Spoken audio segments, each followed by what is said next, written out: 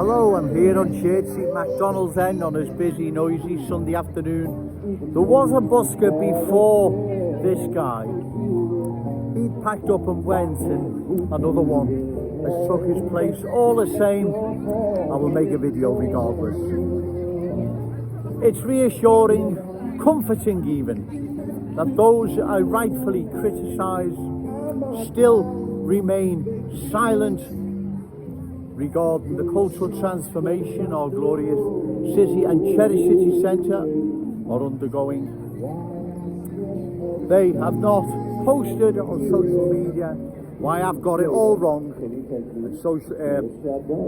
cultural change is the best thing since sliced bread and tenure notice and Joe Owens down Church Street. They remain silent, ladies and gentlemen. I wait and wait and wait. I make video after video. They still remain silent. They don't have no answer to the awful truth. The awful truth is cultural change is sweeping across our glorious city, changing unique Scouse communities more and more by the day. So it's comforting, reassuring that I stand here day in, day out, unopposed in words and deeds. They don't have an answer to what Joe Owens says. My proposal regarding further cultural change is quite simple. Those new arrivals who've settled here in Liverpool, embrace the Scouse family, you're more than welcome. Those who believe Liverpool can't accommodate their needs need to relocate to another town or city. Then we close the door till we have a comprehensive discussion. Can Liverpool survive further cultural change? That's my proposal. Those I rightfully criticise, they don't have a counter proposal, an alternative solution, or an answer to what I say. They remain silent because they've got nothing to say. That's it, ladies and gentlemen.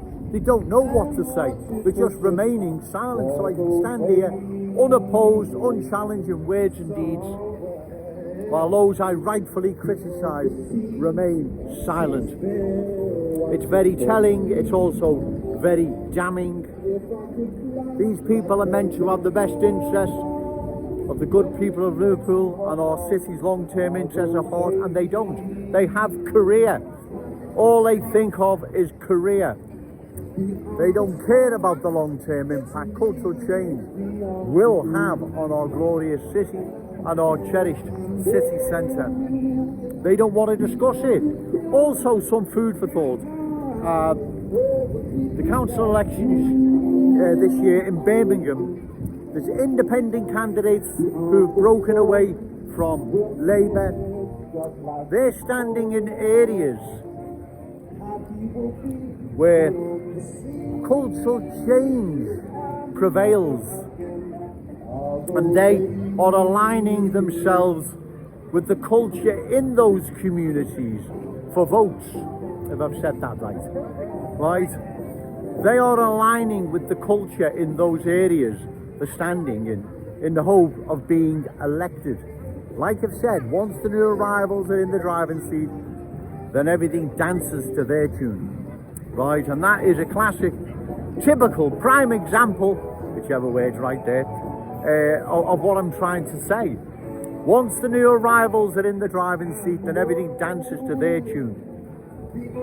They are standing independent candidates aligned to the culture that dominates those areas, if I've said that right this time. So that's very, very interesting, ladies and gentlemen. We'll see how that pans out, right? But like I've said, that's what this is all about. It's all about, like I keep saying, once new arrivals are in the driving seat, everything dances to their tune. End of. That's how it works in the real world, not the fantasy world, how we'd all like it to be, right? That's not the real world, that's the fantasy world. Refugees welcome and diversity is our strength baloney. That's not the real world. Okay, cheers. Right? That's not the real world. So That'll be interesting as to how that pans out. Independent candidates are standing in communities where they're aligned with the culture that dominates there. If I've said that right. Once the new arrivals are in the driving seat, everything dances to their tune. You don't believe me? Go and visit some of these culturally changed areas and you will see. It's not me making it up and being an alarmist. So that's why long-term cultural change poses a threat to our unique Scouse character, traditions and cultural identity. Our cherished city centre is losing its Scouse status, character and identity. It is being changed into a different place. Everyone knows it is. Everyone can see what is happening, and we must oppose this, ladies and gentlemen, right? We don't want our children to inherit cultural change, right? It won't be in their interest, right? Don't forget, when their children, new arrivals, children and grandchildren are old enough, our children and grandchildren are going to be competing with them. That's how it works in the real world, not the fantasy world where we're all brothers and all holding hands and whatever. That's the fantasy world, right?